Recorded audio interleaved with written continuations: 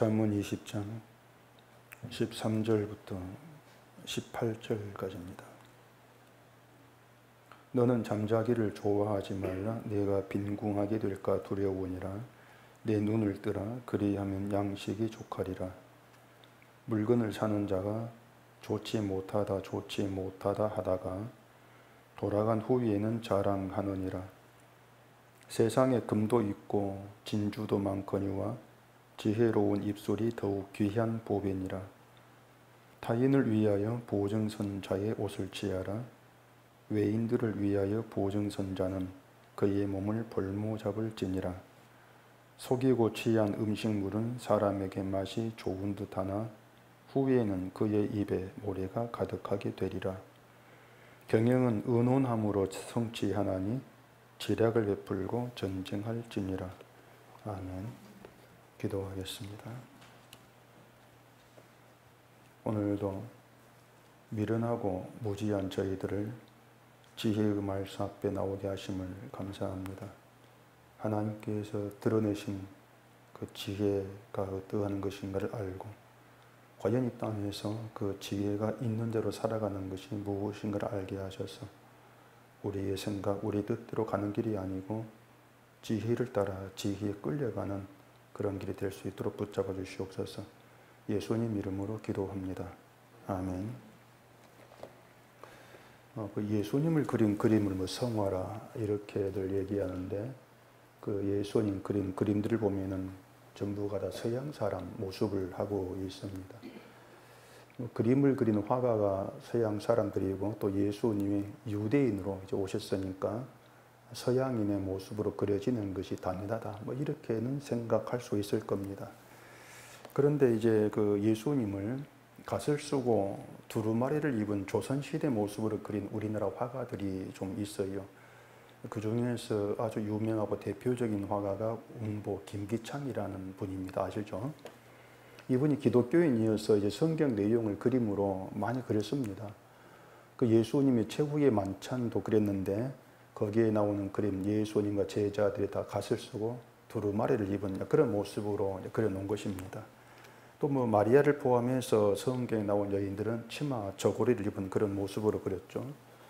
김기창 그 화가가 한국 사람이니까 성경 인물들을 이제 한국의 모습으로 표현을 한 겁니다.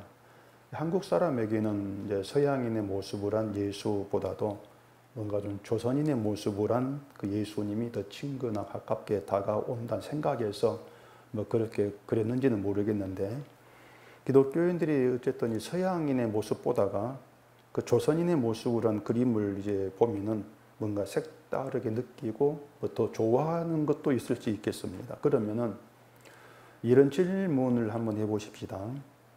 예수님은 왜 굳이 유대인으로 오셔야 됐느냐? 그겁니다. 왜 굳이 유대인으로 오셔야 됐는가? 한국 사람으로 오시면 안 되는가? 그런 질문입니다. 사실 예수님이 한국 사람으로 오신다 해도 갓과 두루마리는 잘못된 거예요. 사실은 시대적으로 안 맞습니다. 왜냐하면 예수님 오셨을 때에 우리나라는 그때 이제 고구려 백제 신라가 막 초창기 때입니다. 그때는 초창기이기 때문에 그때는 갓 두루마리 이런 복장이 이제 아니었죠. 그런데 왜 갓과 두루마리 모습으로 그리는가 하면은 화가의 의식에 있는 가장 친근한 한국인의 모습이 갓과 두루마리이기 때문에 그럴 거예요. 그게 가장 한국의 모습을 대표하지 않습니까? 그러니까 무엇이 이제 옳은가 이런 건 전혀 고려하지 않고 그냥 대중에게 친근한 모습만 상상을 한 겁니다.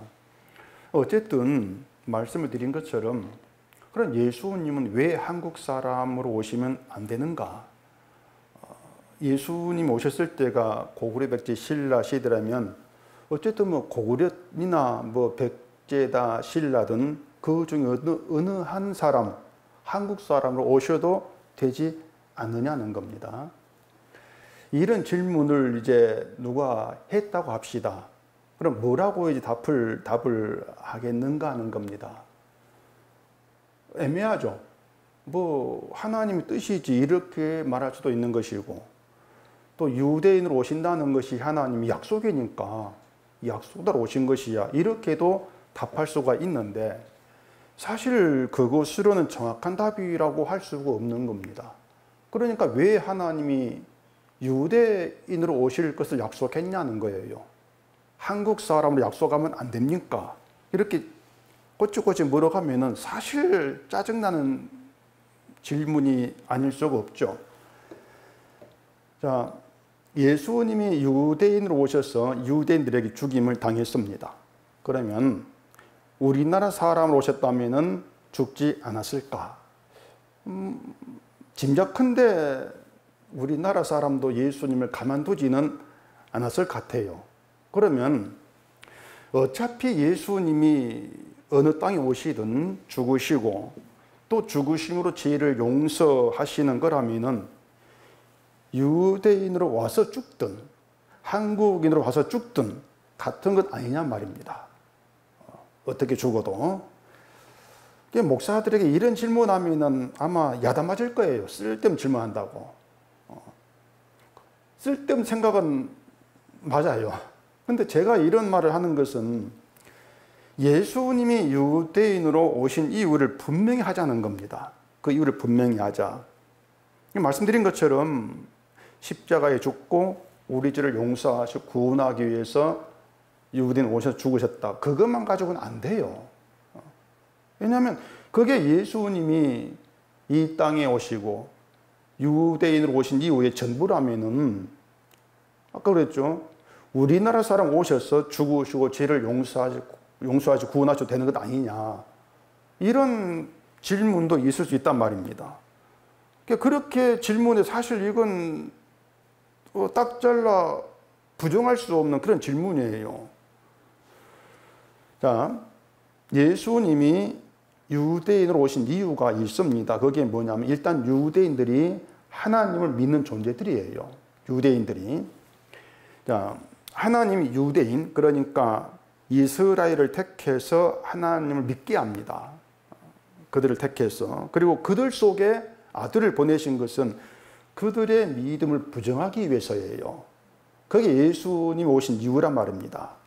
만약 예수님이 우리나라에 오셨고 그 당시 고구려 백제 신라가 불교를 믿든 어떤 민속 종교를 믿든지 간에 그걸 예수님께서 야 그거 믿지 마 이렇게 반대하시고 나를 믿어라 이렇게 하셨다면은 예수님은 단지 자기를 믿는 것 말고는 전부 다 아니다, 종교 반대론자, 그런 일을 했을 뿐이란 말입니다. 불교 아니야, 민속 종교 이게 다 미신이야, 나를 믿어, 나만 믿으면 돼.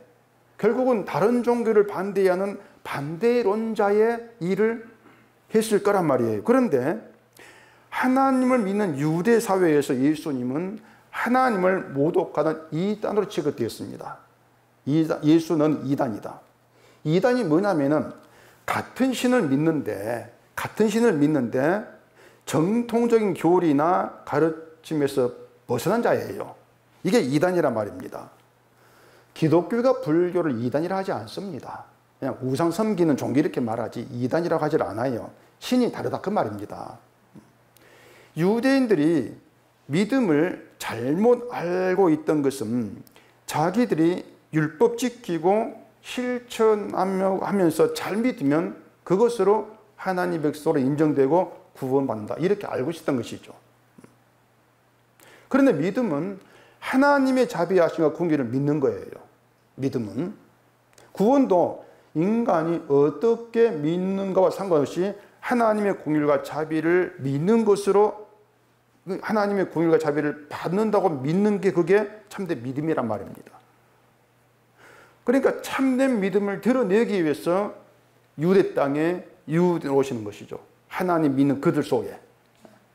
만약 유대인 말고 다른 나라에 예수로 오셨다면은 그들 가운데는 하나님 믿는 믿음이 없으니까 너희들 믿음이 아니야, 그런 것이 드러나지 않죠. 그냥 너희들 종교는 아니다, 종교 반대, 이걸 얘기한 것이지 너희 믿음이 아니야, 그게 없단 말입니다. 그렇기 때문에 이 땅에 믿음이 아닌 걸 드러내기 위해서, 그리고 참된 믿음을 전달하기 위해서 예수님은 이 땅에 오신 것이다. 그렇게 알고 계시면 되는 거예요. 그러니까 유대인을 향해서 하나님을 아는 사람들이죠. 하나님을 아는 사람들을 위해서 향해서 너희가 아는 건 아닌 게 아니다. 너희가 믿는 건 믿는 게 아니다. 그렇게 선포하시면서 참된 믿음이 무엇인가를 나타내시는 것이죠. 한마디로 말해서 유대인을 하나님 관계에서 외인으로 그렇게 드러내는 것이 예수님이 오신 이유란 말입니다. 유대 땅에. 유대인들에게 외인은 자기들이 아니지 않습니까? 하나님의 율법을 받지 않는 그 모든 민족들이 외인이에요. 율법 받은 자기들 외에 율법을 받지 않은 모든 민족들은 외인이다. 율법을 지키는가, 할 일을 행하는가, 이걸 기준으로 외인을 구별한단 말입니다. 그런데 예수님이 오심으로 인해서 예수님만이 하나님의 아들이고 예수밖에는 모든 자는 외인, 이렇게 드러나게 되어진 거예요. 결국 예수님은요, 하나님 나라에 비밀을 주지 않은 자들, 그 비밀을 알지 못한 자들을 외인으로 규정을 하시는 것입니다. 율법을 믿고 율법 받았고 다 소용없다는 거예요. 율법 받았지라도 하나님 나라의 비밀을 알지 못한다? 그러면 그들이 너희가 바로 외인이다. 그러니까 불교 다른 민족 정도 이게 외인이 아니고 그들은 아예 취급도 안 해요. 하나님을 믿는다 하지만 하나님 나라의 비밀을 알지 못한 너희가 외인이야. 그걸 드러내는 거예요. 그 얘기가 있는데 마가복음 4장 가보십시다. 마가복음 4장 11절입니다. 이르시되 하나님 나라의 비밀을 너희에게는 주었으나 외인에게는 모든 것을 비유로 하나니 이는 그들로 보기는 보아도 알지 못하며 듣기는 들어도 깨닫지 못하게 하여 돌이켜 죄 사함을 얻지 못하게 하려 함이라 하시고. 자, 외인에게는 모든 것을 비유로 하셨다, 이렇게 얘기합니다. 이것은 보기는 보아도 알지 못하고 듣기는 들어도 깨닫지를 못하게 하기 위함이다, 이렇게 얘기합니다. 그러니까 외인이 누구냐면은 보아도 알지 못한 자들, 들어도 깨닫지를 못한 자들, 이들이 바로 외인이다, 이렇게 말씀하고 있다는 거예요. 그러니까 눈과 귀가 있다고 해서 보고 듣는 것이 아니고 보고 듣는 눈과 귀는 따로 있다는 겁니다. 그걸 그 잠언 20장 12절에서 얘기합니다. 듣는 귀와 보는 눈은 다 여호와께서 지으신 것이니라. 여호와께서 눈과 귀를 지었다고 하는 것은 우리 몸에 있는 신체, 눈, 귀, 그걸 말하는 것이 아니에요. 하나님 나라의 비밀을 알 수 있고 깨달을 수 있는 눈과 귀, 그걸 두고 하나님이 지으셨다, 이렇게 말합니다. 단순히 사물을 보고 어떤 말을 듣는 그런 눈과 귀가 아니고 보고 알 수 있는 거, 깨달을 수가 있는 거, 이게 하나님이 지으신 눈이고 듣고 지으신 귀라, 그 말입니다. 그리고 외인은 그런 눈과 귀가 없는 자들, 그런 눈과 귀가 없다면은 들어도 듣지 못하고 봐도 보지 못하고, 그래서 알지 못하고 깨닫지를 못한 자들, 이들을 두고 외인, 이렇게 칭하고 있단 말입니다. 때문에 신자라고 하는 것은요, 하나님이 지으신 눈과 귀가 있다, 이렇게 얘기하는 거예요. 하나님이 지은 눈과 귀가 있는 그들이 신자다. 그러면 하나님이 눈과 귀를 지으시고 하나님 나라의 비밀을 알고 깨닫게 하는 그런 이유가 뭐냐? 그것은 세상이 알지 못하는 비밀을 전달하기 위해서란 말입니다. 이 땅에 나타내어 전달하기 위해서. 그것을 이제 15절에서 지혜로운 입술로 얘기를 해요. 그것을 15절입니다. 세상에 금도 있고 진주도 많거니와 지혜로운 입술이 더욱 귀한 보배니라. 자, 금과 진주는 재물이죠. 보화인데 이 세상 귀하고 가치 있게 여기는 것이 아니습니까? 그런데 그 금과 진주보다 더 귀한 보배가 지혜로운 입술이다. 그런 얘기잖아요. 지혜로운 입술은 지혜 있는 자의 입술, 그 뜻인데, 금과 진주보다 귀한 것이 지혜로운 입술이라면은 그러한 입술로 금과 진주를 말하는 것이 옳으냐는 것입니다. 지혜로운 입술은 지혜 있는 내게 있는 그 지혜가 금과 진주보다 귀했다는 걸 아는 거예요. 그게 지혜로운 입술이죠. 그러면 그 지혜로운 입술에는 금과 진주, 세상의 눈에 보이는 재물을 가치 있게 높이는 그런 말이 나올 수가 없다는 거죠. 오직 지혜만 귀한 것으로 증거하게 되어진다고 하는 것입니다. 다시 말해서 세상의 재물을 복받은 것을 높이고 거기에 가치를 두는 그런 말이 지혜로운 입술에는 없다는 것이에요. 그런 말은.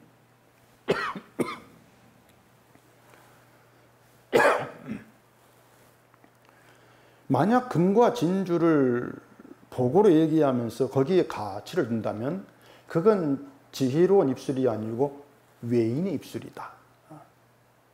그런 의미가 되죠.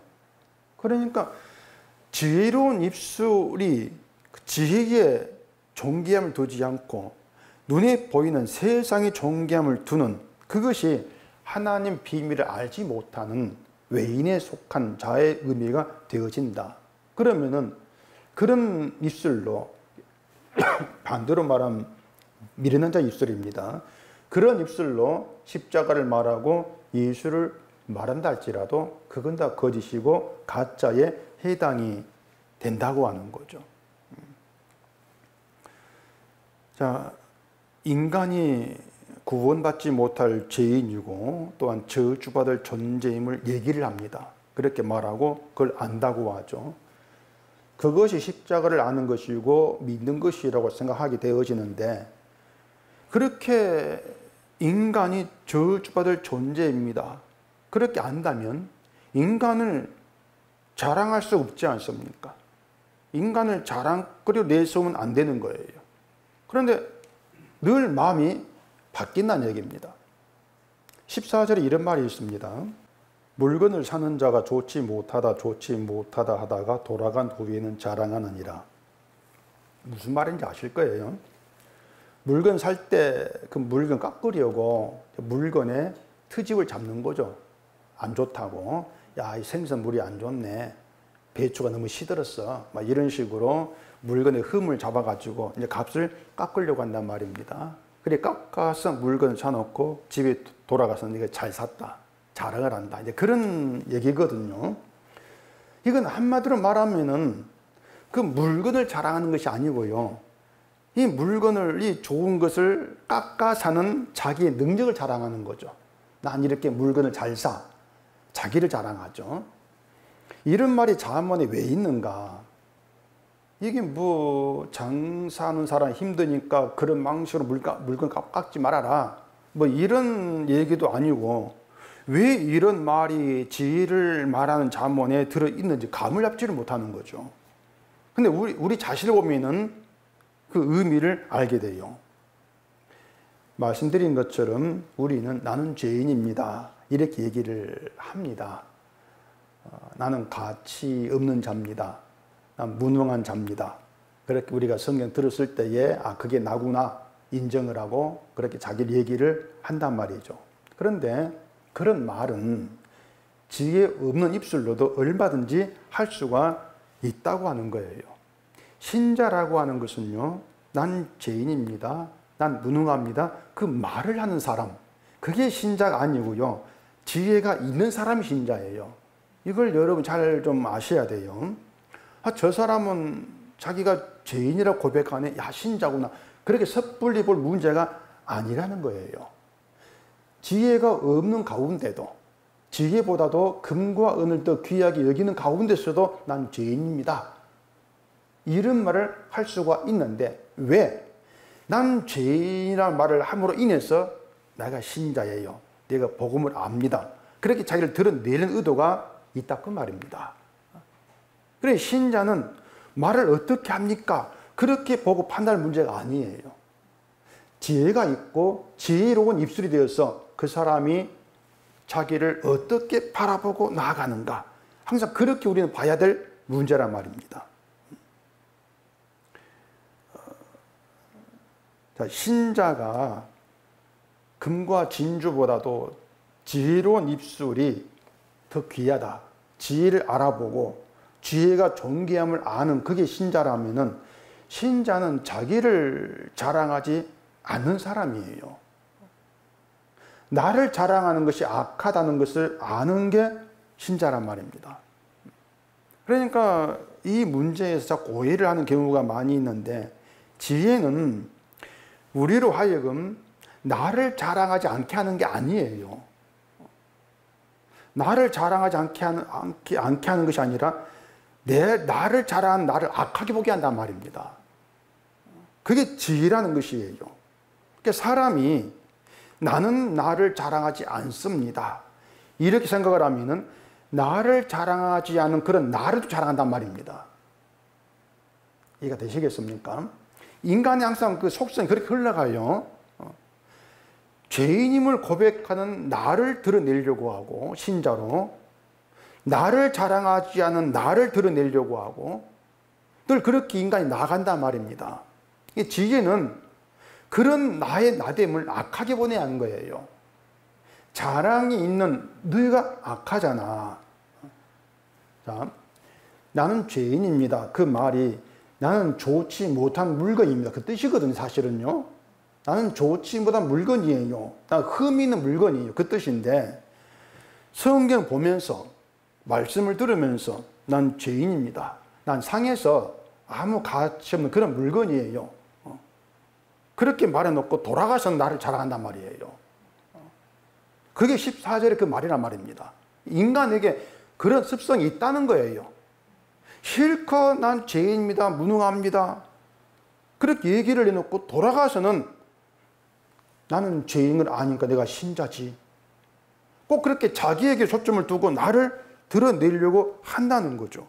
그러니까 성경은, 지혜는 자랑하지 마, 그게 아닙니다. 자랑하지 말라는 게 아니고, 틈만 나면 남에게 너를 보이고 싶은, 드러내고 싶은 너를 보라는 거예요. 그게 지혜란 말입니다. 예수를 믿는다고 하면서 예수님 귀하다고 노래는 부르면서 예수님이 중요한 것이 아니라 항상 너를 중요하게 여기는 너를 보라. 네가 그리 악하잖아, 그걸 놓치지 말라는 거예요. 그러니까 지혜가 우리에게 하는 일은 내가 악하다는 걸 늘 놓치지 않게 하는 겁니다. 그게 지혜예요. 신자가 자기를 정말 지혜 가운데에서 지혜의 시각에, 지혜의 안목으로 바르게 보게 되어지면은, 나는 자랑할 수밖에 없는 인간, 나는 자랑할 수 없는 인간이구나, 이걸 놓치지 않아요. 그럴 때에 그런 나에게 자랑이 나오면은, 아, 이래서 내가 악하지, 그걸 알게 되어진단 말입니다. 그게 하나님이 눈과 귀를 지었을 때 그 눈과 귀로 나를 바라보는 안목이 된다고 하는 거죠. 그럴 때 그 사람 자기 악함이 드러난 가운데에서 내가 죄인이다, 진심으로 고백이 나와지게 되는 거예요. 이게 지혜가 우리 안에서 하시는 일이고, 그런 지혜로 인해서 이러한 고백이 되어지는 게 신자다, 그 얘기가 되어지는 겁니다. 다시 말하지만 신자라고 해서 지혜가 있다고 해서 자기를 자랑하는 것이, 자랑하지 않게 되는 게 아니다. 인간의 본성 자체가 자기 자랑을 나가게 되어 있는데, 지혜는 그렇게 늘 나는 죄인 그래 놓고 돌아서서 나를 자랑하는 그런 나를 악한 존재로 늘 보게 만들고 있다. 그게 지혜의 안목이다. 이걸 우리가 염두에 두시라고 하는 것입니다. 인간은 예외라는 게 없어요. 인간은 어떤 인간도 이 사람은 자랑하고 이 사람 자랑하지 않아, 그게 있을 수가 없어요. 자랑하지 않는 나를 자랑하는 게 또 인간이니까. 다만 다른 점은 자랑하는 나를 어찌할꼬 탄식이 나와요. 늘 나를 자랑하는 나를 어찌할꼬, 그 탄식이 있죠. 그런 탄식이 있는 가운데에서 지혜가 내게 오셨다는 걸 감사한단 말입니다. 신자는 예수 믿는 나를 자랑하는 게 아니고 예수님의 공로와 은혜를 자랑하는 자다. 예수님이 주신 것이 내게 늘 유지되고 있는 그 사람이 신자다. 예수님이 주신 걸 유지하게 하는 게 지혜다. 그런 점들을 좀 잘 이해를 하셔야 한단 말입니다. 그래서 예수님이 주신 것 말고 자꾸 내 믿음, 내가 생산해내는 내 것을 자랑하는 그들이 바로 외인이에요. 자, 신자는 하나님이 듣는 귀와 보는 눈을 지으신 자 이렇게 말했지 않습니까? 하나님이 지으신 눈과 귀로 외인으로 알아보는 안목이 있는 게 신자예요. 하나님이 지으신 눈과 귀로 하나님 비밀을 알아본다면 그 눈과 귀로 외인도 알아보고 분별을 하죠. 그게 신자란 말입니다. 근데 지금의 기독교인은 그런 것 저런 거 다 무시해버리고 그냥 교회 다니고 예수 믿는다고 하면은 다 하나로 생각합니다. 그래, 너와 나는 같은 편 같지 이 생각을 해요. 자, 16절 봐보십시다. 타인을 위하여 보증선자의 옷을 취하라. 외인들을 위하여 보증선자는 그의 몸을 볼모 잡을지니라. 말이 엄청 어렵습니다. 이게 문자 그대로 하면은 타인을 위해서 보증선 사람이 있으면 그 사람의 옷을 빼앗으라는 것이에요. 문자 그대로 하면은.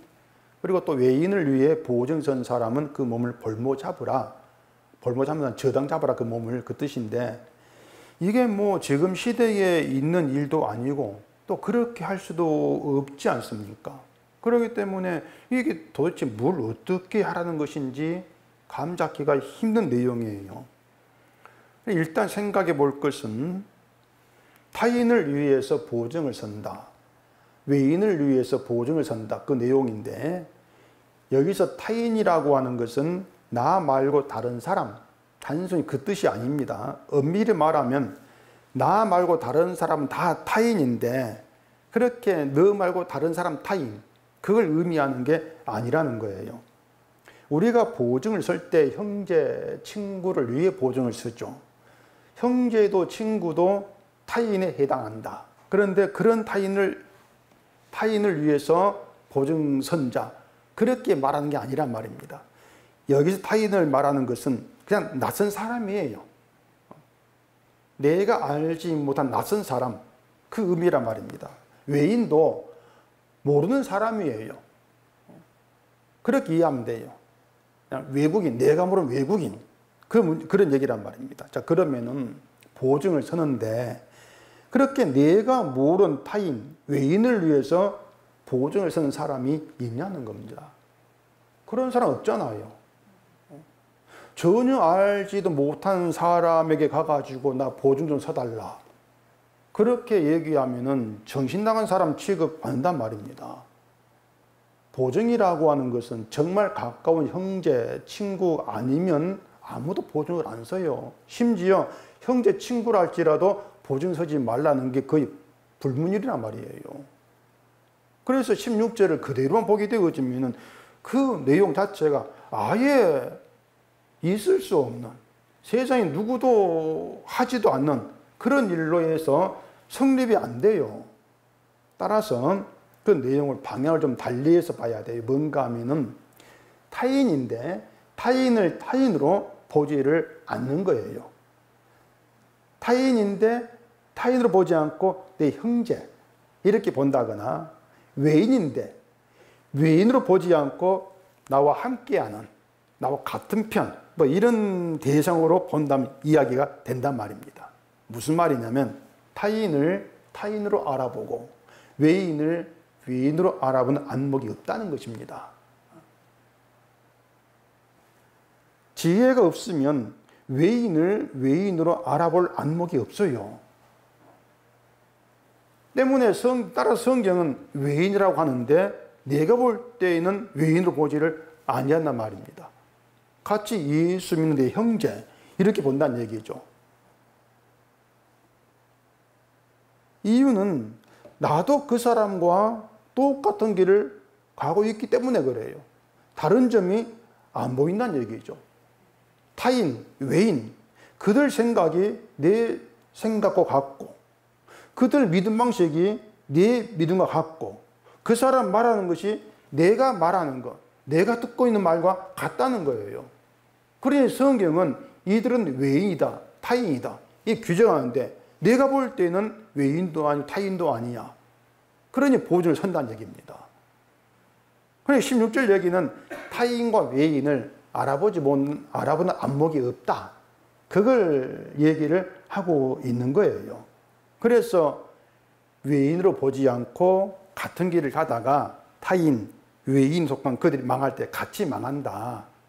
그걸 얘기하죠. 그것을 옷을 취하라, 몸을 볼모로 잡힐지니라, 이런 말로 표현을 하는 거예요. 옷을 취한다는 것은 입는 옷까지 다 빼앗길 정도로 완전히 망한다는 것이에요. 같이 망한다는 얘기죠. 그런데 이제 신자가 타인과 외인을 알아보는 안목이 있다 할지라도 타인을 타인으로, 외인을 외인으로 대하는 게 아주 어렵습니다. 어떤 점이 그러냐면 인간관계 때문에 그래요. 타인과 외인이 해당하는 사람이 인간적으로 나와 아무 관계가 없다면 너 그래도 지옥 간다 그러면 끝나는 거예요.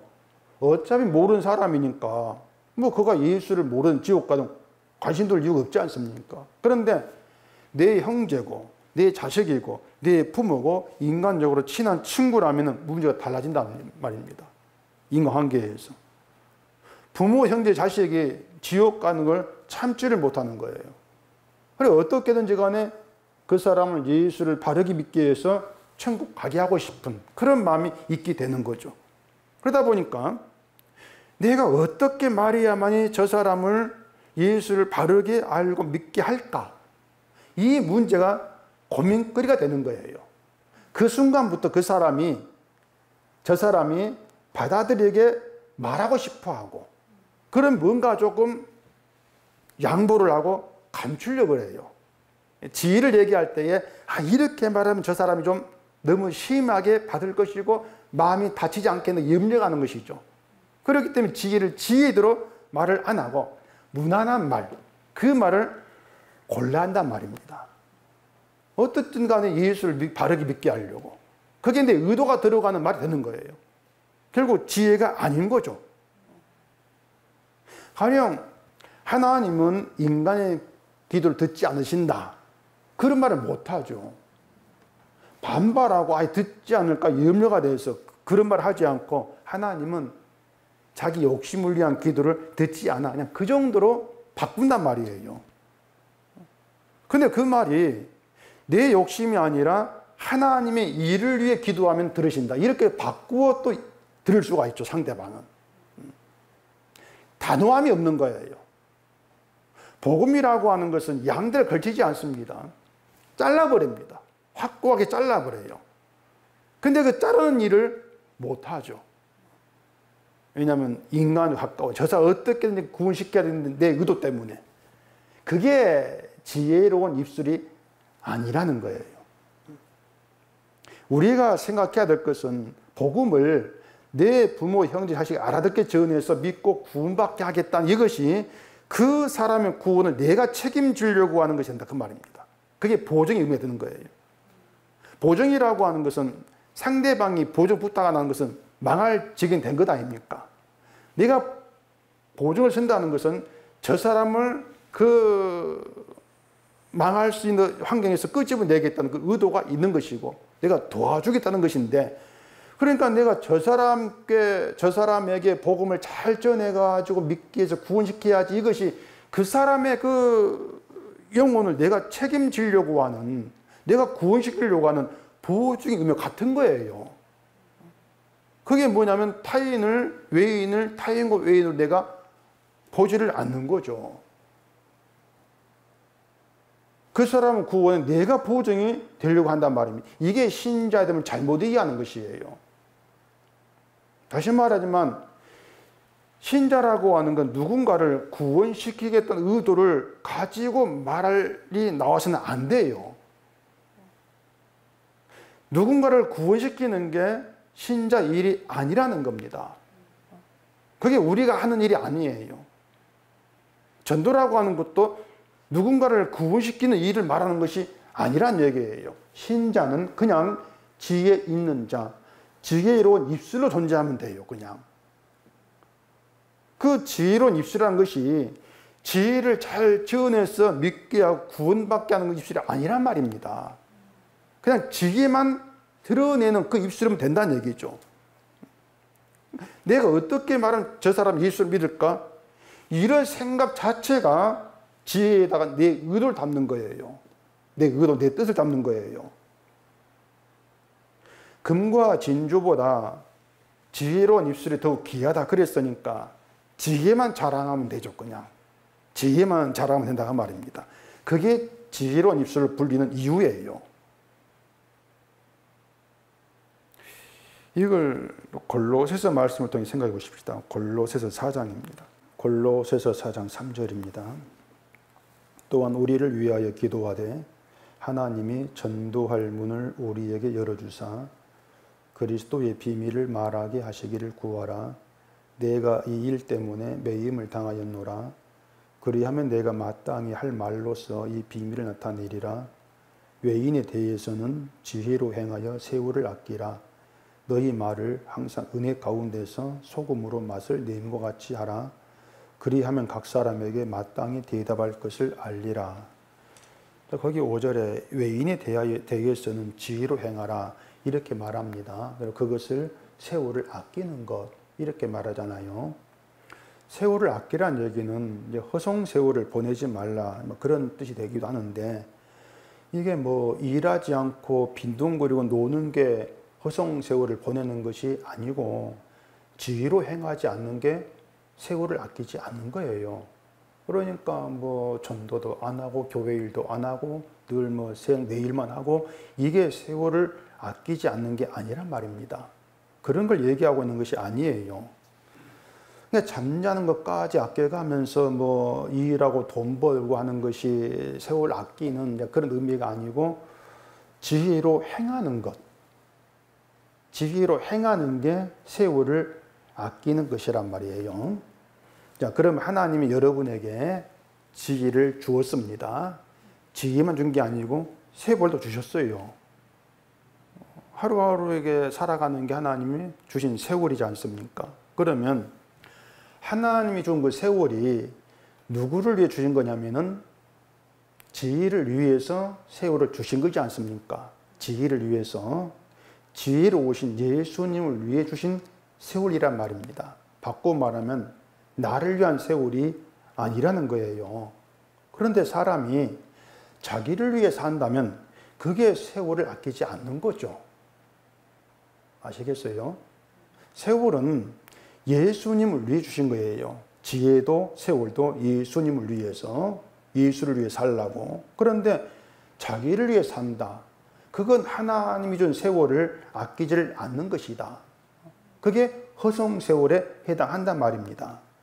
여기서 외인과 지혜 있는 자가 어떻게 다른가를 알아야 되는데 지혜 있는 자가 지혜로 행하는 것이 자기를 위한 세월을 살지 않는 게 지혜로 행하는 것이에요. 그럼 외인은 자기를 위한 세월을 살아가는 게 외인이에요.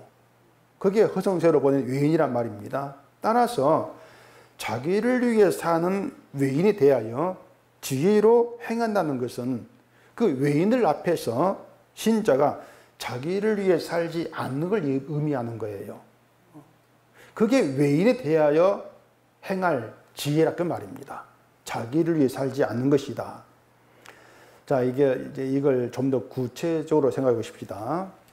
그 골로새서 4장 6절에 너희 말을 은혜 가운데서 소금으로 맛을 냄과 같이 하라 이렇게 말합니다. 너희 말을 은혜 가운데서 소금으로 맛을 냄과 같이 하라.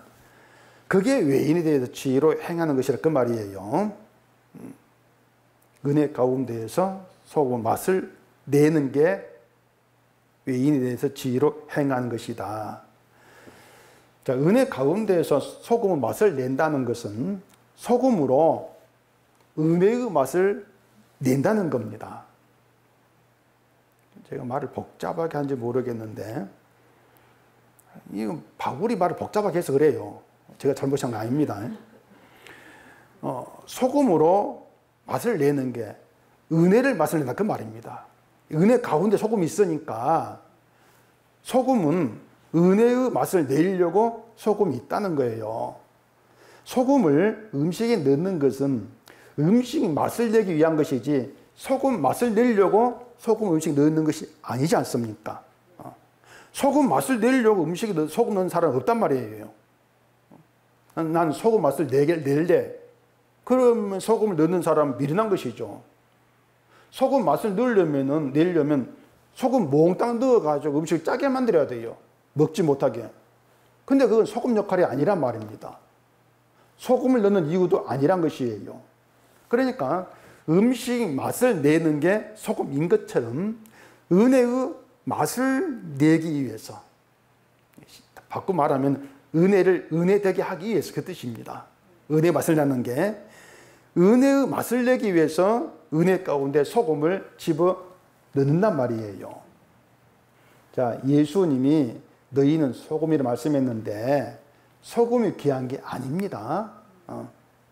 소금으로 맛을 낼 그게 귀하죠. 자, 은혜 가운데 소금이 있어요. 은혜가 귀합니까? 소금이 귀합니까? 은혜가 귀하지 않습니까? 음식에 소금이 들어가면 소금이 녹아서 사라져가지고 소금은 안 보입니다.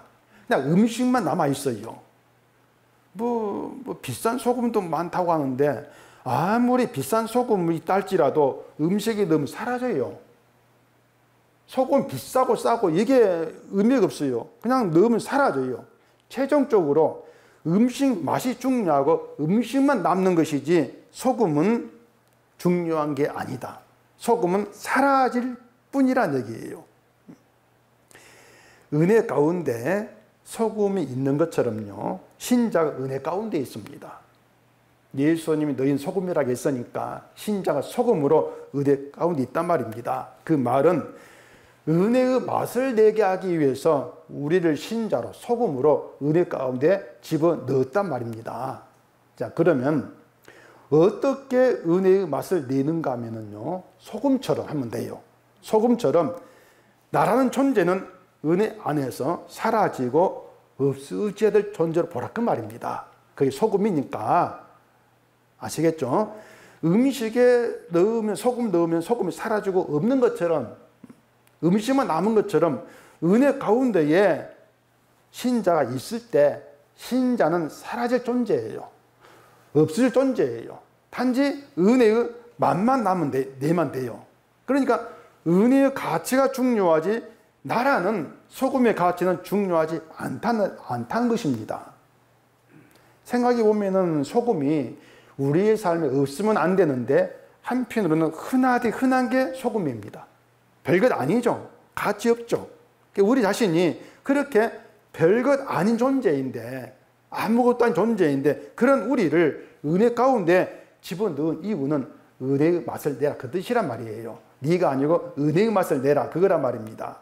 그래서 은혜의 맛을 내기 위해서 있는 게 신자인데 우리가 어떻게 하면 은혜의 맛을 내는가? 이건 잘 들으셔야 됩니다. 우리가 소금이라고 했으니까 소금인 나란 존재는 별것 아닌 것입니다. 아닌 존재입니다. 나는 아무 가치 없습니다. 나는 은혜에 묻혀서 사라지는 게 마땅한 존재입니다. 그게 은혜의 맛을 내는 거예요. 그것이 은혜를 은혜되게 하는 것. 바로 이걸 두고 외인이 대하여 지혜로 행하는 것이다 이렇게 말한단 말입니다. 나는 아무것도 아닌 자고 가치 없는 자고 그러면서 오직 은혜만 높이고 은혜만 자랑하는, 그게 신자의 지혜로운 입술이에요. 근데 외인은 늘 내가 살아있어야지 않습니까? 은혜 받은 나, 은혜 가운데 있다 할지라도 은혜 받은 나를 자꾸 주목을 하고, 난 은혜 받았고 난 믿음이 있고 난 예수를 영광스럽게 하고 그렇게 늘 나에게 주목을 해요. 그게 외인이란 말입니다. 그게 자기를 위해 살아가는 외인에 해당한단 말이에요. 그런 외인 앞에서 신자라고 하는 것은 은혜의 맛을 내는 속음으로 행하는 시다. 그게 골로새 얘기예요. 너 자신을 맛을내는 게 아니고 넌 속으면 죽어야 사라져야 돼. 네가 아니고 은혜의 맛을 내라고 존재했으니까 그렇게만 존재해. 그게 네가 할 일이야. 그게 지혜로운 입술이야. 그걸 얘기하고 있는 것이에요. 13절 봐보십시다. 너는 잠자기를 좋아하지 말라. 내가 빈궁하게 될까 두려우니라. 내 눈을 떠라. 그리하면 양식이 족하니라.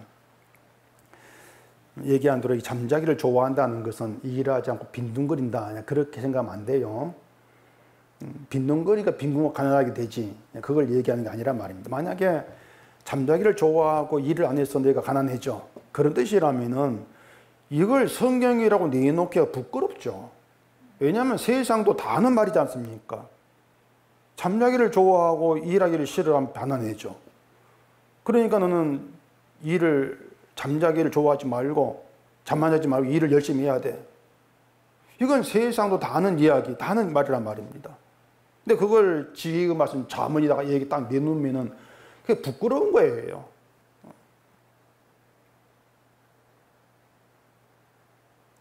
잠자기를 좋아하면 빈궁해진다 이렇게 말했으면 그 다음에는 잠자기를 좋아하지 말아라 이런 말로 이어져야 맞잖아요. 그런데 내 눈을 뜨라 그럽니다. 뒤에는 내 눈을 뜨라. 그러면 빈궁하게 되지 않고 양식 족하다 이렇게 나오지 않습니까? 그럼 무슨 뜻입니까? 눈을 뜨지 않는 게 잠자기를 좋아하는 것이다. 그렇게 연결이 돼요. 잠은 의미가 우리 생각과 벗어나 있어요. 잠잔다는 건 우리 이불 펴고 잠드는 것이 아니고요. 그 말이 아니고 눈을 뜨지 않는 게 잠자기를 좋아하는 것이야. 이걸 또 성경 통해 보십시다. 이사야서 56장입니다. 이사야 56장 10절입니다. 이스라엘의 바속군들은 맹인이요 다 무지하며 벙어리 개들이라.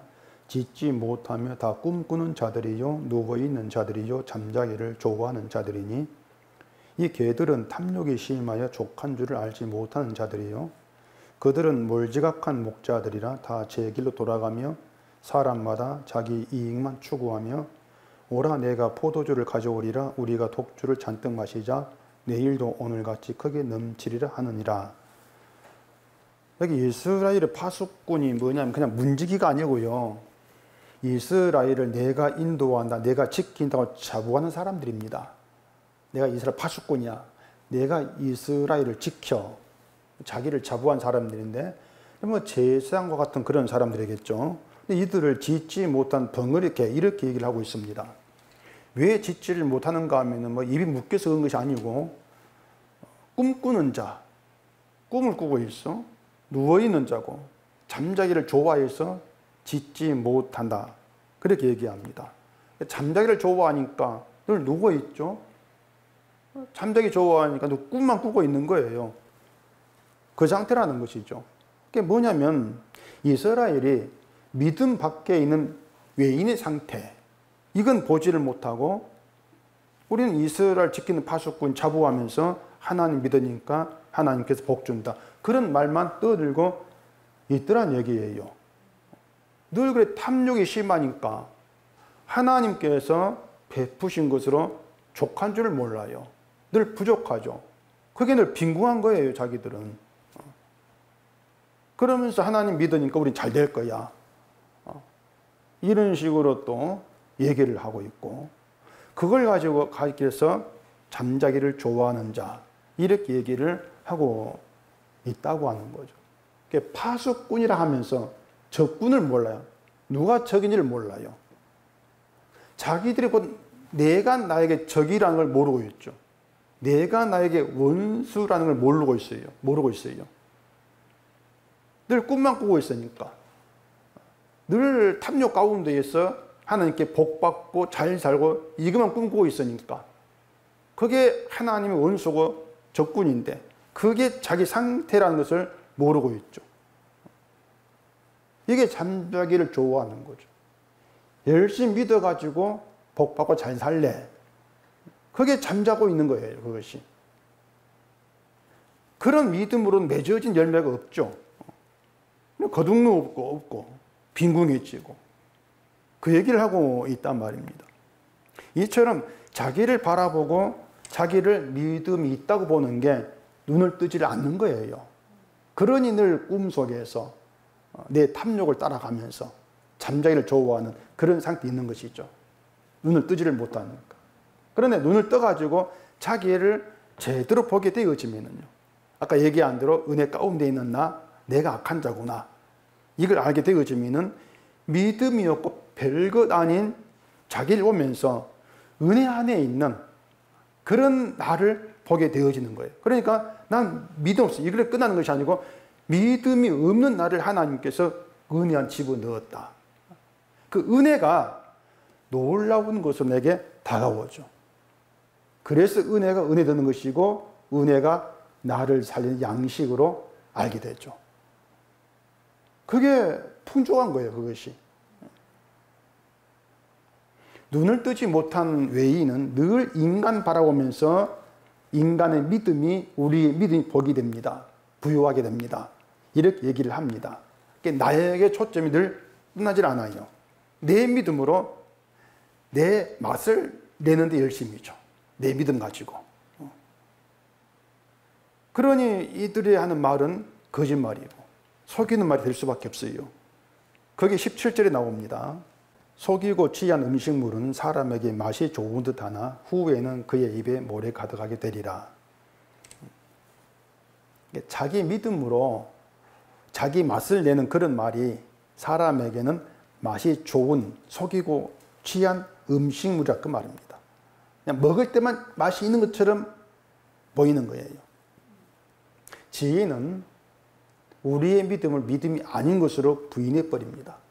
믿음은 없고 다만 죄만 있는 그런 인간으로 말하게 하고, 그런 인간을 십자가의 은혜 가운데 있게 하신 하나님의 그 뜻에 눈을 뜨게 해요. 하나님 지으신 눈으로. 그렇게 눈을 뜨게 해서 십자가 은혜의 맛을 내게 하신단 말입니다. 이것이 우리를 지혜 있는 입술로 존재하게 하신 하나님의 뜻이고 이유예요. 그래서 지혜 있는 입술을 지혜로운 말을 내서 남을 구원하는 그런 의미로 생각지를 말라는 겁니다. 내가 지혜로운 말을 했어. 그런데 그 사람이 예수를 믿고 구원이 나옵니다. 그러면 사람은 자기를 뿌듯하게 생각합니다. 내가 저 사람 예수 믿게 했다. 내가 한 일이 결국은 자랑이 되는 거예요. 그게 외인들의 생각이라 그 말입니다. 빛이라고 하니까 세상을 비추는 일을 해야 돼. 그런 생각들. 소금이라고 하니까 세상에 맛을 내는 그런 일을 해야 돼. 그런 생각들이죠. 빛이든 소금이든 예수 안에서 십자가 은혜 안에서 비치고 소금이에요. 십자가 은혜 안에 비치고 소금이라고 하는 것은 은혜를 드러내는 빛이다 그 말입니다. 은혜를 드러내는 빛이다. 은혜의 맛을 내는 소금이다. 그런 의미가 돼요. 뭐 세상을 비추고 세상에 맛을 내고 그게 아니에요. 결국은 예수 안에서 빛과 소금은 나는 드러나지 않고 사라지는 게 빛이고 소금이란 말입니다. 그게 신자라는 얘기죠. 이것이 지혜라는 비밀이 있고 그 비밀을 아는 대로 살아가는 신자예요. 그래서 지혜로운 입술에는 나는 없다.